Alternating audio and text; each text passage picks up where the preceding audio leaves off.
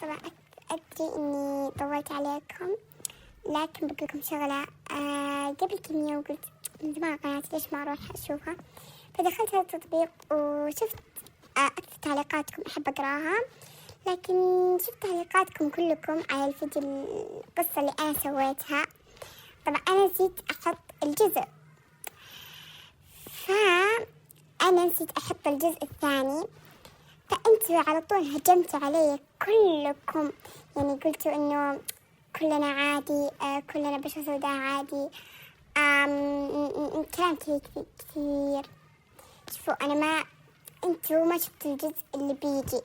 ثاني شيء أنا سحبت مرة كثير، يعني ما كنت أعرف هذا الشيء، وشكرا للناس اللي ردوا على الناس اللي بعدين، لكن يعني ما أدري، عادي. أنا الصراحة يعني ما أدري إيش أقول، بس إنه عادي، وإن شاء الله